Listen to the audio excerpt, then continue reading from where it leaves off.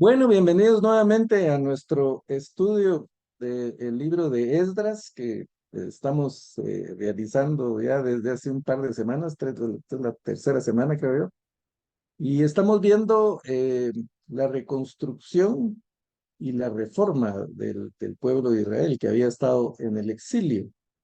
Y pues esto es muy significativo porque si lo vemos a fondo, pues todos necesitamos una reforma, una restauración, una reconstrucción.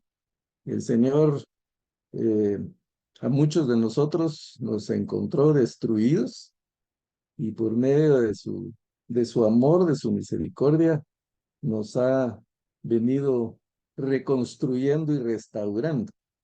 Y pues tenemos ese principio de alguna manera en lo que estamos estudiando, lo que pasó con el pueblo de Israel. Estudiábamos la semana pasada que dice que Dios movió el espíritu de Ciro para que permitiera a la gente, a los expatriados, regresar a Jerusalén. Y dice que movió el espíritu de ciertas personas para que regresaran. Entonces, el día de hoy vamos a ver un pasaje, un capítulo que probablemente cuando estamos haciendo nuestro plan de lectura de la Biblia entera, que espero que pues todos lo estén haciendo, eh, o lo hayan hecho alguna vez, hay planes anuales de lectura de la Biblia donde vamos leyendo ciertos pasajes todos los días hasta poder leerla en un año, lo cual es muy cómodo, ¿verdad? Porque si nos ponemos de tarea a leer la Biblia, pues tenemos que tener mucho hábito de lectura para poder leerla de corrido en un mes o en 2 meses, pero cuando se habla de leerla toda en un año, pues son 3, 4 capítulos diarios que nos permiten pues, hacer nuestro devocional, ir leyendo, y entonces ahí vamos poco a poco. Pero cuando nos topamos con un capítulo como el día de hoy, de Esdras, capítulo 2, pues nos puede entrar la duda de cuál es la razón de esto. 70 versículos con nombres, con estadísticas de los que regresaron con Zorobabel.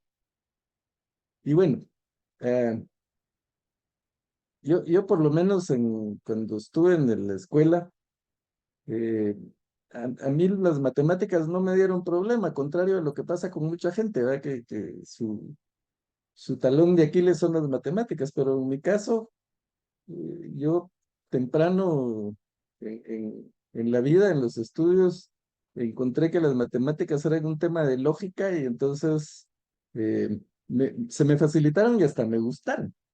Pero cuando me tocó recibir la clase de estadística, eso sí no me gustó para nada. Esa era una de mis clases que no. Y sin embargo, ya en el trabajo, en mi vida profesional, pues he tenido que usar las estadísticas para muchas cosas. Las estadísticas son de mucha utilidad, se utilizan en mercadeo, en publicidad, en ventas, en comercialización para, para ver las tendencias de mercado, para ver las preferencias de los consumidores, no digamos en economía, bueno, en muchas ramas. Y pues en nuestro país lamentablemente no tenemos tanta información como en otros países. Por ejemplo, los países desarrollados en Estados Unidos lo analizan todo y hay estadísticas de todo. Y especialmente desde que empezó pues la era de la informática, pues hay más recursos como para guardar registros y tener estadísticas de todo, pero son muy importantes para tomar decisiones de diferentes cosas. Ah, pero para el pueblo de Israel, eh, ¿por qué tenían que ser tan importantes? Pues, para ellos eran, no digamos importantes, eran prácticamente vitales. Eh, Recordemos que el orgullo del pueblo de Israel y de alguna manera lo que sostenía al pueblo de Israel es que ellos eran el pueblo de Dios, se consideraban el pueblo de Dios, porque Dios había llamado a Abraham para que fuera de bendición para las naciones, y le había dicho, bendeciría a los que te vendían, maldeciría a los que te maldían. Entonces, los hebreos se consideraban invencibles. Dios estaba de su parte, y si Dios estaba de su parte, nadie ni nada podía contra ellos. Entonces había un nacionalismo muy fuerte, y era un tema de orgullo, el conocer sus orígenes, su genealogía. Eh, por ejemplo, cuando vemos a Pablo, Pablo está hablando que él podría tener muchas cosas de qué sentirse orgulloso, y dice, yo soy judío eh, legítimo, de la tribu de Benjamín, circuncidado al octavo día, en cuanto a la ley, fariseo de fariseos. Entonces, para un judío común o hebreo, el origen era importante, poder eh, comprobar de qué tribu venía. Y cuando vamos a las escrituras, vemos que se menciona, cuando se menciona a los personajes, generalmente se habla de un poco de dónde descienden o de qué tribu son, porque como digo, para eso, para ellos era vital. Otra cosa muy importante es que habían tribus, como por ejemplo la tribu de Leví. Cuando el pueblo de Israel entra a la tierra prometida y la conquista, cuando terminan de conquistar todas las ciudades, entonces viene la repartición de tierras a todas las tribus. Entonces vemos a Josué repartiendo la tierra entre las 12 tribus, pero hay una tribu en la que no se le asigna un lugar específico, que es la tribu de Leví. La tribu de Leví se reparte entre todas las tribus y se les pide que les den lo mejor de la tierra, y que prácticamente sean como huéspedes de las demás tribus. ¿Por qué? Porque los de la tribu de Leví eran los que tenían el privilegio de servir en el templo. Desde la construcción del tabernáculo, Dios designa a los levitas que como los únicos que podían servir en el templo, o en el tabernáculo en ese caso. Ellos se dedicaban de armarlo, de desarmarlo, de darle mantenimiento, todo lo relacionado con el templo. Eh, de alguna manera de ahí nace el servicio dentro de la iglesia, ¿verdad? Que después en el Nuevo Testamento lo vemos en Hechos capítulo 6, cuando se designan a 7 diáconos o servidores o ujieres para servir las mesas, y de ahí sale el ministerio de los ujieres, de los servidores o de los diáconos, como se les llama en diferentes iglesias. Pero el punto es que eh, los levitas tenían que demostrar su origen, y eso lo vamos a ver en este capítulo 2 de Esdras, para poder servir en el templo, para poder tener el privilegio de servir en el templo. Los sacerdotes tenían que ser de la tribu de Leví.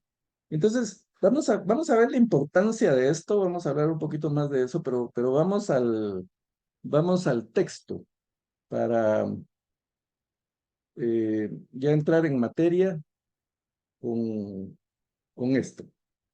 Aquí está la portada que le pusimos a este estudio, los que volvieron con Zorobabel. Aquí vemos una foto que podría ser eso, ¿verdad? Fue lo que encontré yo más parecido a lo que pudo haber sido el- el- la multitud de personas que regresaron. Pero aquí, eh, pues, se establece un registro de todos los que volvieron. Estos eran personas que habían estado exiliadas en Babilonia, que habían sido llevados prisioneros en las diferentes deportaciones, porque fueron al menos 3 deportaciones, y pues ahí fueron varias personas, y aquí estamos viendo el retorno. Hablábamos la semana pasada de que Dios movió el espíritu, ¿verdad? Ya dijimos de ciertas personas para que regresaran. Eh, y se guarda este registro primero por lo importante que era para los hebreos. Y menciono los hebreos porque a partir de Esdras es que surge el término de judíos, porque estos que están regresando son del reino del sur, o sea, la tribu de Judá y de Benjamín. Entonces, judíos es el gentilicio, diríamos, de los de la tribu de Judá. Pero eh, vieron ustedes cómo incluso en el cautiverio, estando en Babilonia durante esos 70 años, se tomaron el trabajo de llevar el control, de llevar la estadística de los que estaban deportados y ahora, pues aquí están dando la lista de, de los que están regresando. Pero estos son unos héroes. Este registro también quedó como para honrarlos como héroes, porque platicábamos la semana pasada que de Babilonia para Jerusalén eran 1400, 1500 kilómetros. Eh, y mucho de esto era a pie, porque es cierto, aquí vamos a ver el registro hasta de los caballos y las mulas que llevaban y todo. Pero pues había quienes, pues obviamente iban a poner a los niños sobre las bestias de carga o a las mujeres pues a caminar. Y algunos que no tenían un animal de carga, pues eran 4 o 5 meses de camino para poder llegar hasta Jerusalén. Entonces era un gran esfuerzo. Y encima llevaban carga, porque recordemos que salieron cargados de muchas cosas que Ciro les dio y algunos de los habitantes de Babilonia les dieron. Y recordemos que fueron 70 años de exilio. Como dije, en varias deportaciones, pero como mínimo de los que regresaron habían estado 50 años fuera. O sea que tuvieron que haber salido muy jóvenes y regresar ya de la tercera edad. Otros nacieron en Babilonia, no conocían Jerusalén. La única referencia que tenían era de sus padres o de sus abuelos que les habían contado. Y se habían salido muy pequeños, muy chiquitos, ni siquiera se acordaban. Saben que la ciudad está destruida, o sea, van a un lugar en ruinas. No van al sueño americano ni nada por el estilo, sino van a, a, a, a lo incierto, a lo desconocido. Sin embargo, los mueve lo que Ciro les ordena hacer y lo que el Señor había puesto en su corazón, que era edificar el templo. En primer lugar, iban a edificar el templo, su centro de adoración, y eso lo vamos a ver un poquito más adelante también. Pero con ese espíritu de, de, de querer reconstruir el templo, de querer reconstruir sus vidas, de dejar la esclavitud de Babilonia, porque eran pues exilados ahí en un país extraño, a lo mejor estaban cómodos. Muchos podían estar cómodos, bueno, como cuando estaban en Egipto, también los hebreos ahí, pues, se quejaban con Moisés porque le decía, ¿por qué nos sacaste de Egipto? Allá teníamos que comer, ahí teníamos carne, teníamos de todo, y nos has traído al desierto, donde ni agua hay, ¿verdad? Entonces, pues lo mismo estos, estaban saliendo de su zona de confort, estaban yendo a un desierto, porque esos 1500 kilómetros también no era una travesía así de carretera, no iban en helicóptero o en bus o en tren, sino un viaje tortuoso, realmente tormentoso. Y eso, pues, es contrario a lo que muchas veces pensamos o lo que muchas veces nos predican, ¿verdad? Que la vida cristiana, pues, si estamos haciendo la voluntad de Dios, todas las cosas nos van a salir bien. A esta gente no le salió bien la mayor parte de lo que hicieron. Primero, después de que pasaron ese viaje tortuoso, a lo mejor algunos se quedaron en el camino, no llegaron, pues para reconstruir tuvieron enemigos, se fueron a encontrar con enemigos. Primero se van a encontrar con un montón de ruinas. Y segundo, cuando empiezan a edificar, empiezan a surgir los enemigos. Eso pasa en la vida cristiana. O sea, queremos hacer las cosas bien y empiezan a surgir obstáculos, empiezan a surgir enemigos y tenemos que lidiar con muchas circunstancias. pero como dice la Escritura, el que persevera hasta el fin, ese será salvo. Y entonces estos héroes, porque no hay otra forma de describirlos, tomaron el riesgo, salieron de su zona de confort, decidieron ir con el objetivo de adorar, de reconstruir en primer lugar su lugar de adoración, aunque vamos a ver que tuvieron todos los problemas del mundo para hacerlo también, ¿verdad? Y mucha oposición, pero ese espíritu llevaba, eso los movía a regresar, eso los movía a ir perseverantes ahí. Y entonces por eso es que parte de la idea de que el Señor haya permitido este registro, pues es también para que quedara para la historia los nombres de las personas que decidieron eh, hacer la voluntad del Señor. Ah, hermanos, esto pues también tiene una enseñanza para nosotros, de que nosotros decidimos seguir a Cristo. El Señor nos llama. El Señor con su espíritu nos llama a dejarlo entrar en nuestro corazón. Pero Él tiene un registro. Nuestros nombres están en el libro de la vida. El Apocalipsis habla en el capítulo 20 del libro de la vida. Y en el capítulo 13, eh, leamos el capítulo 13, 8 de Apocalipsis, en donde se nos habla también del libro.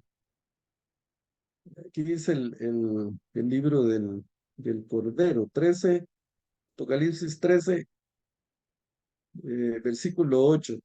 Dice, a la bestia la adorarán todos los habitantes de la tierra, aquellos cuyos nombres no han sido escritos en el libro de la vida, el libro del Cordero que fue sacrificado desde la creación del mundo. Entonces, hermanos, el Señor tiene un registro de cada uno de nosotros. Bueno, Él dice que conoce hasta todos los cabellos, ¿verdad? De nuestra cabeza, pero estamos registrados. Cuando decidimos dejar nuestra zona de confort, cuando decidimos salir de la esclavitud del pecado y seguir a Cristo, pues somos anotados en ese libro, en el libro del Cordero. Y ahí está el registro, ahí el Señor nos conoce. Y ahí, eh, pues, tenemos ese nombre, como dice aquel coro, hay un nombre nuevo en la gloria, mío es y mío es. Y los ángeles cantan la historia y bueno, etcétera, etcétera. Pero esa es la primera enseñanza que podemos sacar de aquí. Para el Señor también es importante ese registro, llevar el control. Y a Él, pues no tiene computadora, pero pueden estar seguros de que no se le escapa a nadie. Él conoce. Jesús dijo, yo conozco mis ovejas, y mis ovejas oyen mi voz y me siguen. Así que podemos estar tranquilos que nosotros estamos ahí registrados. Pero contrario a lo que podemos pensar, hay varias enseñanzas que podemos sacar de aquí. Yo cuando empecé a preparar la clase miro 70 versículos de nombres que por supuesto no los vamos a leer todos, ¿verdad? Sino vamos a sacar las cosas más importantes. Pero lo primero que viene a la mente, ¿y qué vamos a aprender de ahí? ¿Y por qué están las genealogías tan grandes aquí? Eh, pero la Biblia es tan maravillosa que obviamente de todo hay enseñanzas. Y las genealogías en la Biblia, independientemente de la utilidad y la importancia que tenían para los hebreos, tienen un propósito. Dios las puso ahí con un propósito, porque el propósito de las genealogías era llegar a Cristo. Si vamos a los evangelios de Mateo y de Lucas, ellos tienen la genealogía de Jesucristo, los dos. Uno la arranca desde Adán y el otro la arranca de Abraham. Pero dice, por ejemplo, desde Abraham hasta David 14, de David hasta la deportación 14 desde la deportación hasta Jesús 14, algo así. Entonces, está todo ese registro hasta llegar a Jesús. ¿Y por qué era importante? Porque si vemos el origen de Jesús, Jesús era de la tribu de Judá. Eh, y entonces era descendiente de David.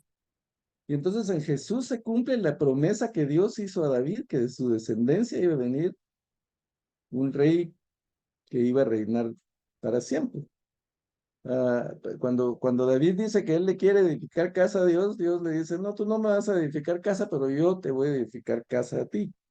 Y casa se puede interpretar también como familia. Nosotros decimos mi casa, que aquí ya no se usa mucho, pero en alguna oportunidad puede significar mi familia. Pero aquí sí se usaba en ese sentido. La casa de José, por ejemplo, eran los descendientes de José, o la casa de Jacob. Entonces, Dios le dice, yo te voy a edificar casa, porque desde tu descendencia va a venir, pues ya sabemos que ese descendiente, pues era Jesús. Entonces, una vez que viene Jesús, la utilidad de las genealogías, por decir así, ya no tenía sentido. Eh, Jesús, la genealogía de Jesús, por ejemplo, demuestra que era descendiente de Judá, de la tribu de Judá, descendiente de David, pero también era descendiente de Leví, porque María, por ejemplo, María era pariente prima de Elizabeth. Elizabeth era la mamá de Juan el Bautista. Y tanto Elizabeth como Juan el Bautista eran de la tribu de Leví. Entonces, por eso Jesús es rey y sacerdote, porque por un lado tiene el linaje de David, y por otro lado, en María tiene los dos, de David y de Leví. Ah, entonces, ahí vemos la importancia que tiene la genealogía, y vemos cómo eh, después de Jesús, obviamente mencionan Lucas y Mateo, pero después ya las genealogías, al menos para nosotros, dejan de ser importantes. Para los judíos actuales, pues muy probablemente todavía mantienen la genealogía de sus padres. Ah, entonces aquí vemos en el versículo 1 del capítulo 2, dice, estos son los hijos de la provincia que subieron del cautiverio, y aquellos que Nabucodonosor, rey de Babilonia, había llevado cautivos a Babilonia, y que volvieron a Jerusalén y a Judá, cada uno a su ciudad. Eh, es lo que decía al principio, de aquí eh, surge prácticamente el nombre de judíos, porque volvieron a Judá, que era pues una de las dos tribus del reino del sur, Judá y Benjamín, y la capital de Judá era Jerusalén. Y dice, subieron los hijos de la provincia. Algunas versiones, creo que es la Reina Valera 2015, que dice los hombres de la provincia. Jerusalén había sido un reino. Judá, pues, Judá y Benjamín había sido un reino, el reino del sur, que había tenido muchas provincias de otros lugares que le tributaban. Pero ahora, en el exilio, pues los judíos eran parte de una provincia más de los babilonios, o de los persas en este caso. Ya. Eh, entonces, por eso dice que esos que habían sido parte del reino del sur, ahora eh, pues venían de una provincia que tenía que tributar a otro reino. Ah, pero bueno, se los había llevado cautivos y volvieron a Jerusalén y a Judá, y dice cada uno a su ciudad. Ellos regresaron como tenían registro de dónde de su origen. Vamos a ver que en algunos casos se nombra que eran hijos de ciertas personas, pero en otros casos se habla de las tribus de las que venían. Entonces, ellos sabían de qué tribu eran, de qué, eh, y cada tribu, como habíamos dicho al principio, tenía un territorio. Entonces ellos sabían de qué territorio eran, si eran de la tribu de- de- de cualquiera, ¿verdad? La tribu de Judá. Entonces sabían que tenían un territorio. Que si eran la tribu de Efraín, Efraín tenía su territorio. Si eran de la tribu de Manasés, Manasés tenía su territorio. Entonces cada quien regresó a identificar su territorio al que pertenecían para establecerse ahí. Ah, los cuales vinieron con Zorobabel. Zorobabel, se recuerdan que eh, hablamos que muy probablemente es el mismo Sesbazar que se menciona en el primer capítulo, que era un oficial de la corte de Ciro, pero que a la vez también era un descendiente de David y era un príncipe de Israel. Entonces vienen Zorobabel y Jesúa, o Yeshua. Se menciona primero a los líderes. Nehemías, Seraías, Reelías, Mardoqueo, Bilsán, Mispar, Bigvai, Rehum, Mibán. Los participantes, los actores que mencionamos aquí, pues vamos a mencionar varios, vamos a mencionar a Zorobabel, en este caso Zorobabel, Yeshua, más adelante vamos a hablar de Nehemías, vamos a hablar de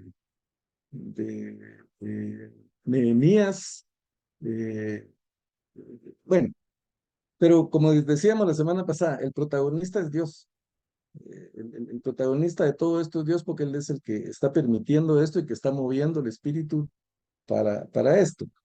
Pero algo importante que debemos notar aquí es que Zorobabel era el líder de este regreso de estos primeros que vinieron aquí.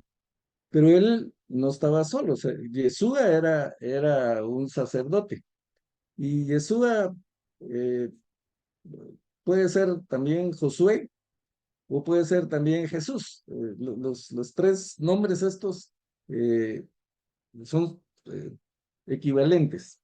Entonces, Zorobabel y Yeshua, o Josué, o Jesús, como se llamaba el sacerdote, era los dos actores eh, que van a liderar este movimiento. ¿Por qué menciono eso? Porque hay un principio, incluso en el mundo secular o empresarial, que es el del coliderazgo. Ah, los que están recibiendo los lunes el diplomado en liderazgo, se recuerdan que el lunes pasado hablamos de liderazgo espiritual. Incluso pusimos un video de un muchacho que empieza a bailar en público solo, a hacer el ridículo, y entonces pues todo el mundo probablemente burlándose de él, pero después llega el primer seguidor, y el primer seguidor es muy importante, porque ese primer seguidor le da importancia al líder. Entonces, a raíz de que viene el primer seguidor, entonces llega el tercero, el cuarto, el quinto, hasta que se forma una multitud. Entonces, un movimiento no se forma solo por una persona, no se forma solo con un líder, sino el coliderazgo es muy importante. El líder es el aventado, como decimos nosotros, es el proactivo, es el emprendedor, pero el colíder es su brazo derecho y es vital en el funcionamiento de cualquier movimiento. Y ese principio lo vemos en la Biblia en muchos casos. Por ejemplo, Moisés tenía a Aarón. Y en este caso aquí, pues prácticamente Zorobabel equivale a Moisés y Yeshua a Aarón, ¿verdad? Porque está el líder y el sacerdote. Tenemos Pablo y Bernabé también, tenemos Elías, Eliseo, y así hay pues varios ejemplos en la Biblia de un líder y eh, un segundo de a bordo. Y vemos cómo ese segundo es importante. Cuando Jesús manda a sus discípulos a predicar, los manda de dos en dos. Y si alguien pues tenía la sabiduría y la estrategia para formar un movimiento, fue Jesús. De hecho, pues miren el movimiento que formó, ¿ah? La iglesia. Pero el punto es que a veces todos queremos ser líderes, ¿verdad? Pero si todos somos líderes, la cosa no funciona. Y si hay un solo líder, tampoco. El, el, el, el segundo a bordo, como decimos, o el coliderazgo, es vital, vital para crear un movimiento. Un solo líder pues tiene una mentalidad que va a imponer a todo. De ahí surgen los dictadores, ¿verdad? Pues uno solo no funciona. Tienen que ser dos para crear un movimiento. Eh, entonces seguimos, ¿verdad? Sigue mencionando los hijos de Paros y da las cantidades. eh, y como dije, no se preocupen, no vamos a leer los 70 versículos, pero sí vamos a hablar de ciertas personajes o ciertas cosas importantes que hay ahí. Ah, vamos a ver, el versículo, los hijos de Besai, 323, Jorán, los hijos de Azum, los hijos de Gilbar, y miren el versículo 21, los hijos de Belén, 123. ¿Por qué Belén es importante? Porque Belén es la ciudad de, de donde eh, nació Jesús. Entonces vemos que era una ciudad chiquita, pues 123 en comparación de las otras. Pero se menciona aquí ya que los hijos de Belén o estos que llegaron, al final de cuentas, fueron los de los que descendió eh, pues la familia de Jesús, los hermanos, los padres y el mismo Jesús que nació en Belén. Ah, en el 23 se mencionan los varones de Anatot. Eh, eh, ¿Qué tiene que ver Anatot y por qué Anatot es importante? Bueno, Anatot era la ciudad del profeta Jeremías.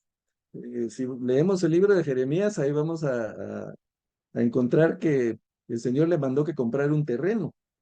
Él compró un terreno y puede sonar ilógica la decisión o la petición de Dios porque iban para el exilio.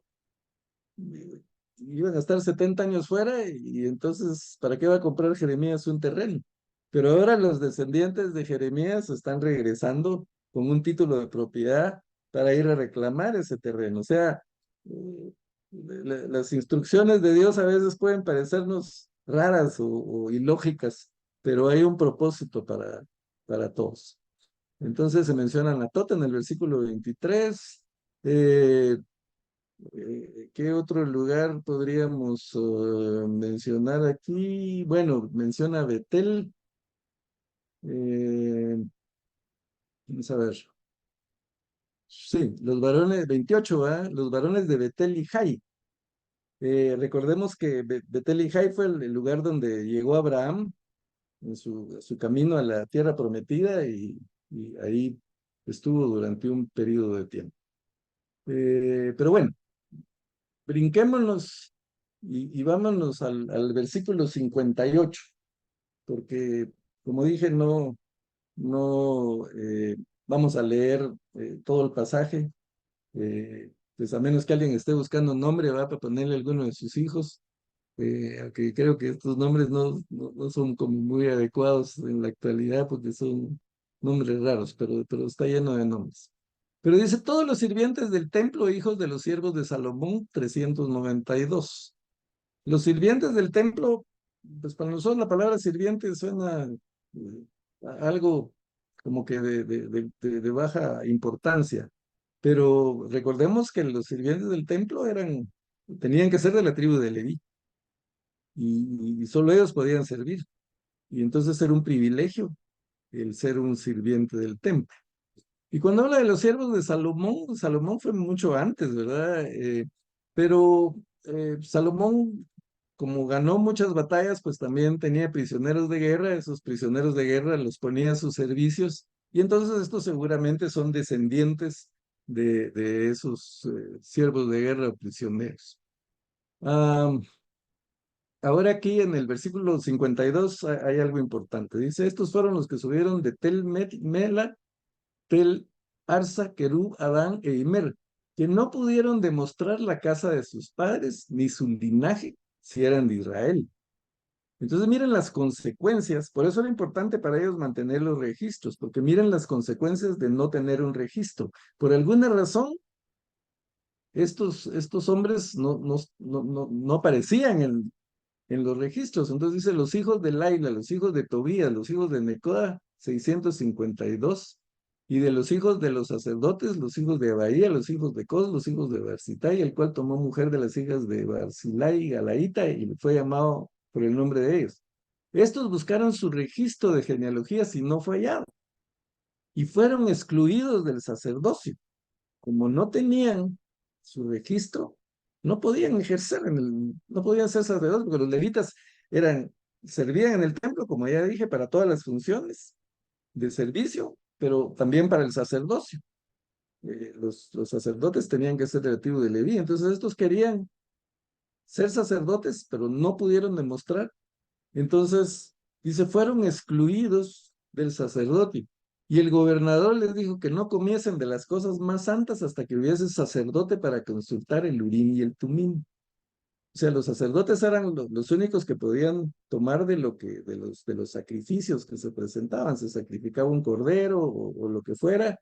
Entonces, pues los sacerdotes podían tomar de la carne de lo sacrificado, porque era consagrado al Señor, entonces no cualquiera lo podía comer, entonces ellos sí lo podían tomar. Pero aquí dice que como no pudieron comprobar su genealogía o su registro, entonces fueron excluidos del sacerdocio. Y dice, hasta que hubiese sacerdote para consultar con Urim y Tumim. ¿Qué era el Urim y Tumim? Bueno, eh, cuando se construye el tabernáculo en el desierto, Dios da todas las instrucciones para construir el tabernáculo, las medidas de qué iba a ser hecho, qué ambientes iba a tener, cuáles eran los utensilios. La semana pasada hablábamos de los utensilios.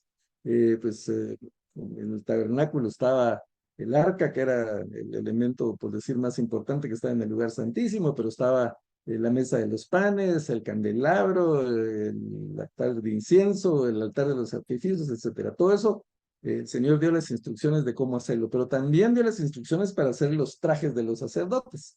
Está toda la descripción de cómo debía ser el efod, el pectoral, en el caso de los sacerdotes. El pectoral era un eh, objeto cuadrado de un palmo, dice, por lado, o sea, era totalmente cuadrado, que llevaba en el pecho el traje del sacerdote. Y en ese cuadrado eh, de cierto material estaban engastadas 12 piedras preciosas.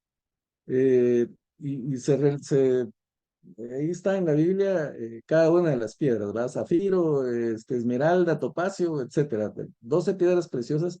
Cada una de esas piedras representaba una tribu. De hecho, creo que tenían el nombre de cada tribu, las 12 piedras. 3 hileras de 4 piedras, o 4 hileras de 3 piedras. Pero ahí tenía el pectoral las 12 piedras que significaban las 12 tribus de Israel. Y dice, y dentro del pectoral estaba el Urim y el Tumim, pero no sabemos qué era. La Biblia no describe qué era el Urim y el Tumim.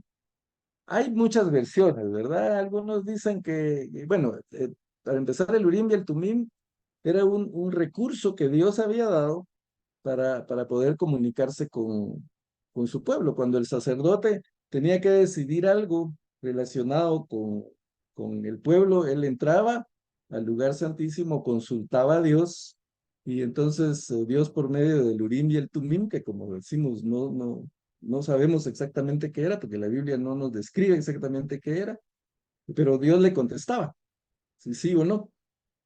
Y algunos dicen que lo que pasaba es que las piedrecitas iluminaban, ¿verdad? Como que era arbolito de Navidad, y eso quería decir que sí.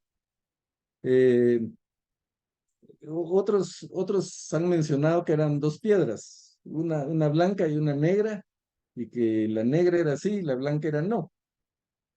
Incluso hay un escritor famoso, Paolo Coelho, que escribió un libro que se llama El Alquimista. El alquimista lo describe él como un rey, como el rey de Salem. Eh, pues esto seguramente tomado de la Biblia cuando habla de que a Abraham se le presentó Melquisedec. Dice Melquisedec era rey de Salem. Pues probablemente ahí lo tomó. Pero el punto del libro, de esta novela de Coelho, dice que este alquimista o este rey de Salem tenía pues una piedra negra y una piedra blanca y que usaba para tomar decisiones. Eh, Sabemos que los mormones dicen, por ejemplo, que el Urim y el Tumim fue lo que le sirvió a John Smith para interpretar el libro del Mormón. Eh, todo eso suena bonito, pero realmente para una película de Hollywood está bien, ¿va? Como decir que Indiana Jones encontró el arca perdida, ¿va? El arca del pacto, que de eso trata la película. Pues es un buen argumento para una película, es un buen argumento para una novela como la de Paulo Coelho, pero es ficción, no es cierto. Eh, en la Biblia no está. Eh, y entonces, eh, pues por muchas cosas que se inventen, nosotros creemos lo que dice la Escritura. Entonces, lo que la Escritura dice es que los sacerdotes utilizaban esto para poder tomar una decisión. Dios había provisto de ese recurso, como Dios había provisto el arca del pacto, por medio del cual el Shekinah bajaba y Dios se comunicaba con su pueblo por medio del arca.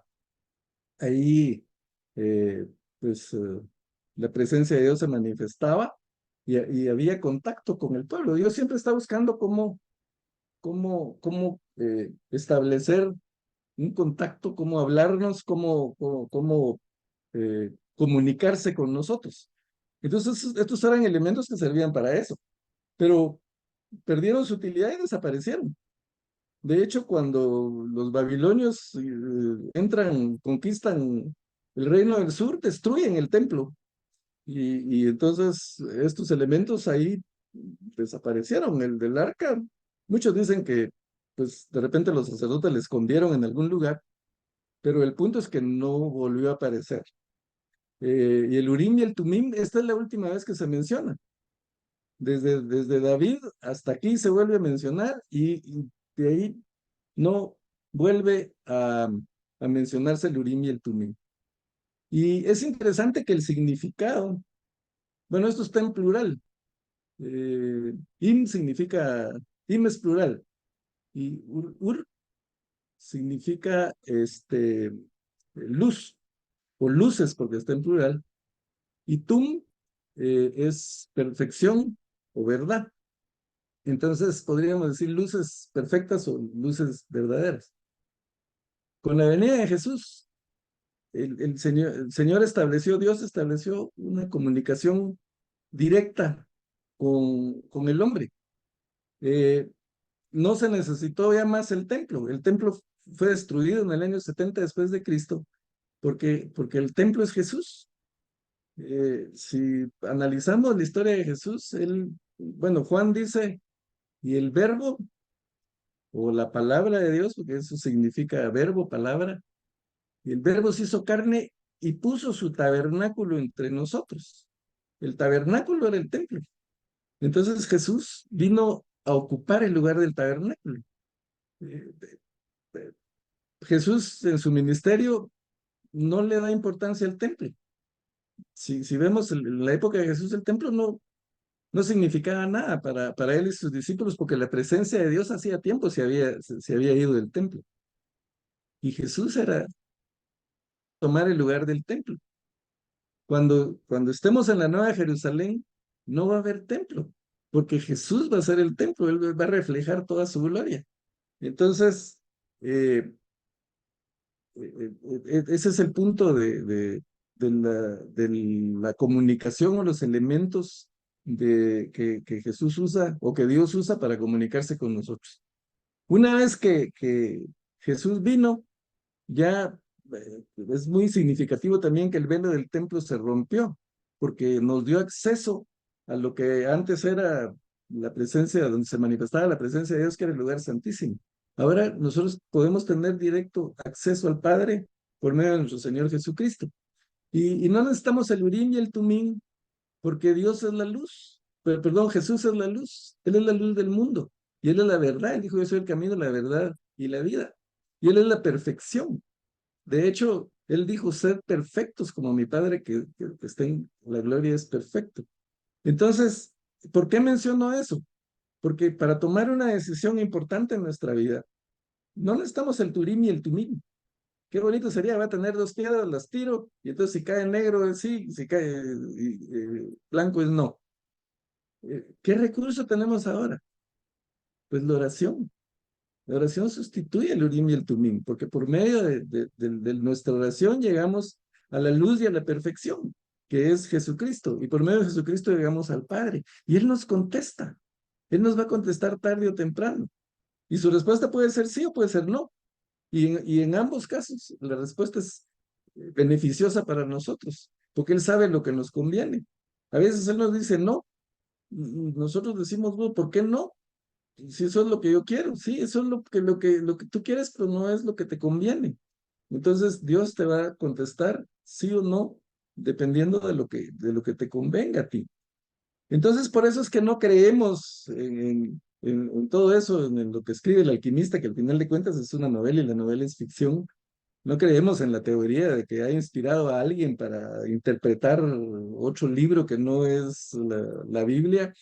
Eh, para nosotros eso es ficción, con el perdón de los que creen en eso, pero nosotros nos basamos en lo que dicen las escrituras. El Urim y el Tumim no volvió a aparecer desde esta época, que es 500 años antes de Cristo.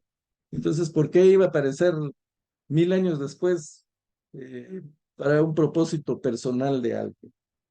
Ah, entonces, ese es el aprendizaje que tenemos en esta parte.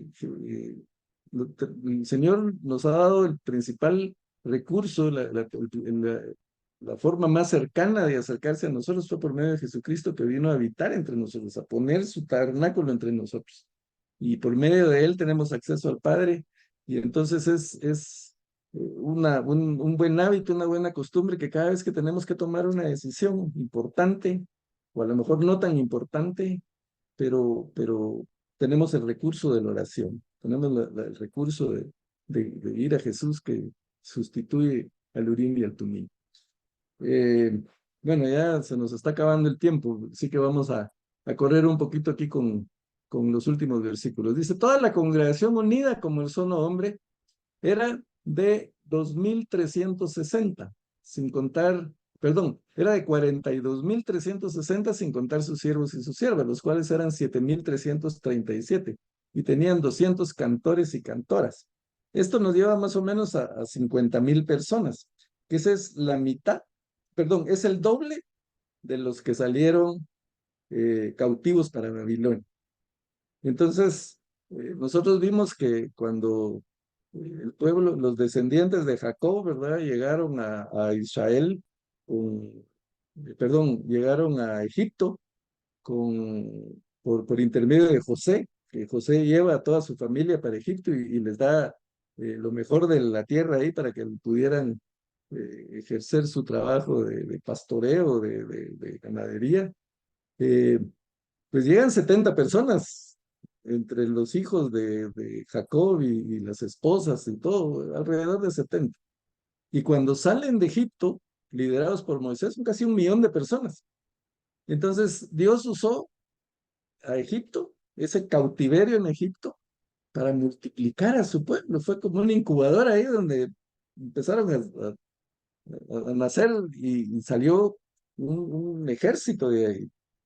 Entonces, aquí pasa lo mismo.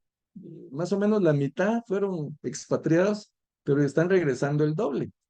Y más o menos el 10% eran de la tribu de Leví o eran los que podían ejercer el sacerdocio. Ah, otro detalle importante, bueno, podemos ver aquí, sus caballos eran 736, sus mulas 245, sus camellos 435, asnos 6,720. ¿Y eso qué? O sea, ¿por qué registrar eso? ¿Y qué propósito tiene Dios de dejar establecido eso? ¿Qué importancia tiene para mí que esté estableciendo ese registro? Eh, pero miremos los animalitos que se mencionan ahí. Ah, los caballos. Bueno, hay caballos importantes en las escrituras. De hecho, en Apocalipsis habla de que Dios o Jesús va a regresar triunfante en un caballo blanco, ¿eh? Entonces, Dios tenía un propósito también para los animales, para los caballos. Am, eh, Mulas. Hay una mula en la Biblia que habla, ¿verdad? El Señor le da un propósito. Eh, Habla también aquí de asnos. También hay un asno importante en la Biblia, el burrito que usó Jesús para su entrada a Jerusalén, el Domingo de Ramos que le llamamos nosotros. Entonces, ¿a qué quiero llegar, hermanos? O sea, todo lo que Dios hace tiene un propósito. Él tiene un propósito para cada uno de nosotros y Él nos llama por medio de su Espíritu para cumplir ese propósito. Nosotros tenemos una función, Dios nos ha dado una función, Dios tiene un propósito para nosotros y hasta para los animales. Él creó los animales para un propósito y Él tenía un propósito para esa mula que aparece en la Biblia, Él tenía un propósito para ese asno, ese burrito, y cumplieron su propósito, el propósito del Señor. Entonces, con mayor razón, nosotros, pues tenemos un propósito, tenemos que cumplir con ese propósito que el Señor nos da. Estamos llamados a cumplir ese propósito. Nos da los recursos para comunicarse con nosotros, nos da nuestro propio Urim y Tumim, ¿verdad? Que es, como ya dijimos, la oración. Nuestra arca del pacto, pues ya no es necesaria porque tenemos acceso al Padre directamente por medio de Jesucristo. Entonces, y para tomar nuestras decisiones, pues qué mejor que consultarle al Señor.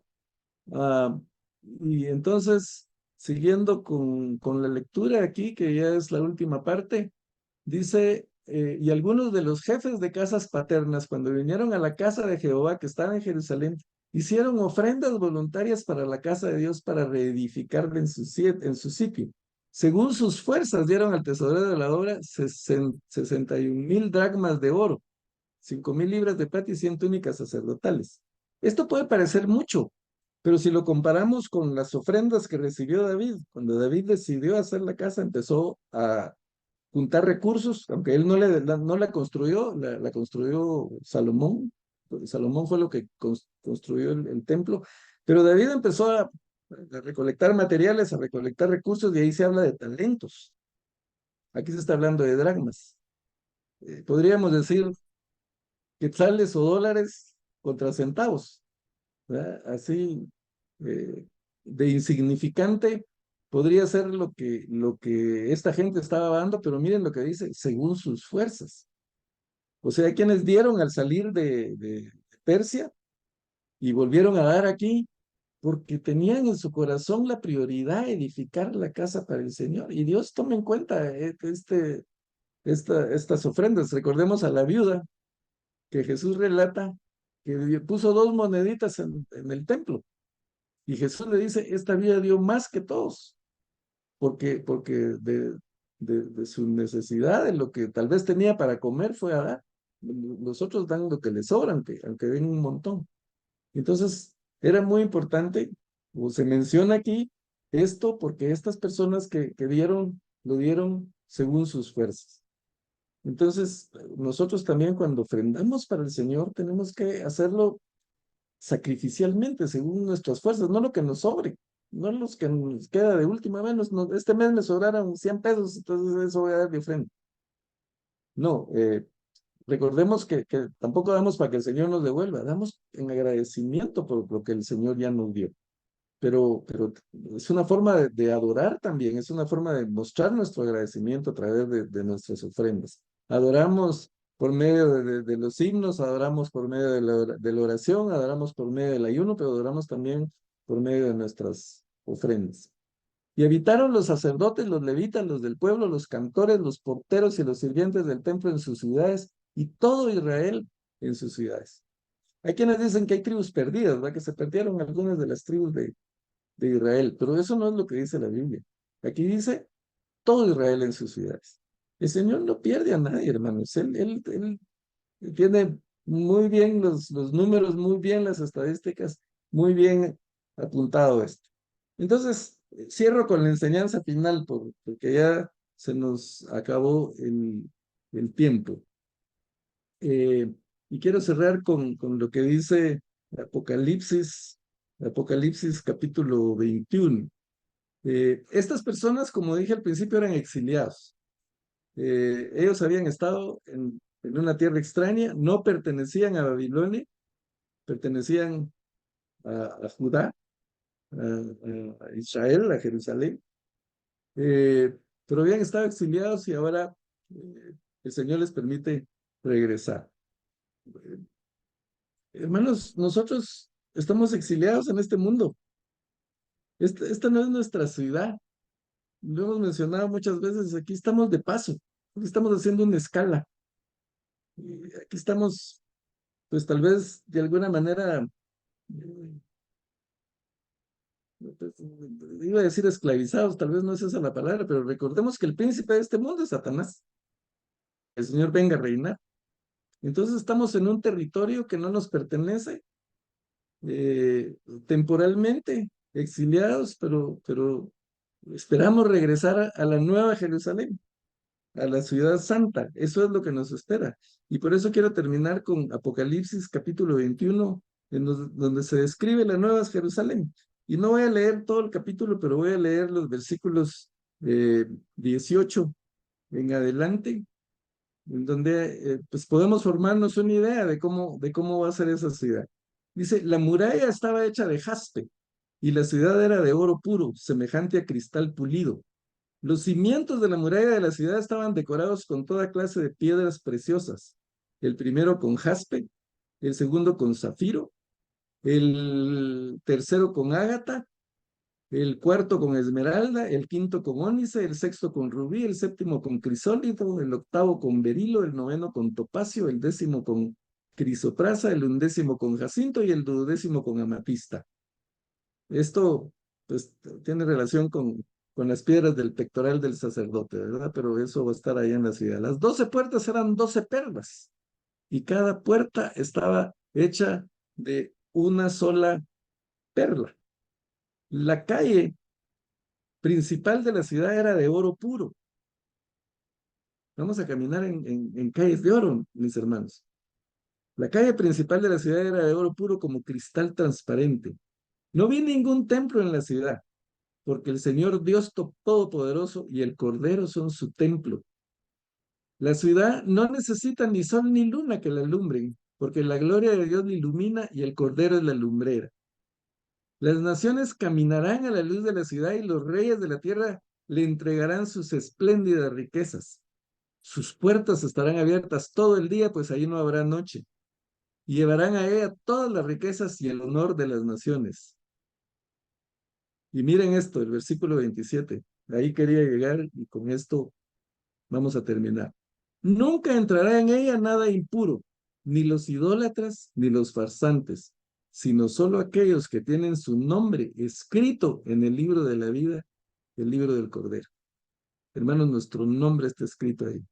Así como estaban escritos los nombres de estos exiliados que regresaron a su ciudad, así nosotros exiliados en este mundo vamos a regresar a nuestra verdadera ciudad, a la nueva Jerusalén, y vamos a entrar solo aquellos que hemos creído en Jesucristo, que hemos aceptado el llamado de Jesucristo, como estos exiliados aceptaron el llamado de Dios para regresar a edificar su templo, nosotros vamos a regresar y no vamos a edificar ningún templo porque ahí el templo va a ser Dios y el Cordero, nuestro Señor Jesucristo, y vamos a entrar si nuestro nombre está escrito en el libro de la vida, el libro del Cordero. Y los que seguimos a Cristo y creemos en Cristo, lo tenemos en nuestro corazón, estamos escritos, no hay duda, ahí lo dice la Biblia. Entonces, eso es lo maravilloso. Entonces, a eso quería llegar y vemos cómo un capítulo que puede parecernos sin importancia, lleno de nombres y de cosas raras, miremos todo lo que el Señor tiene para nosotros y todo lo que podemos aprender. Así que no subestimemos la palabra del Señor. Por raro que parezca un libro, por aburrido que nos parezca leerlo, porque si nos ponemos a leerlo como parte de nuestro plan de lectura bíblica nos va a parecer aburrido. Yo mismo les confieso, cuando vi, dije, ¿qué voy a enseñar de aquí? Pero ya investigando, hay tanta riqueza, tanta enseñanza y tanta promesa para nosotros, y vemos que toda la Biblia gira alrededor de Jesucristo. Esta genealogía tenía como objetivo llegar a Jesucristo, mostrar el origen de Jesucristo, mostrar que él tenía el derecho de ser rey y sacerdote por su origen. Y después de eso ya las genealogías no tienen importancia. Eh, entonces, eso es lo que teníamos para hoy, lo que el Señor tenía para nosotros el día de hoy, hermanos. Vamos a seguir el próximo semana, si el Señor lo permite, el próximo jueves, y vamos a seguir descubriendo toda la riqueza que hay en las Escrituras para nosotros. Ah, ¿alguna pregunta, comentario? Final, ya en los minutitos que nos pueden quedar. Para los que pues están viendo la grabación, lo dejamos hasta aquí y los esperamos la próxima semana.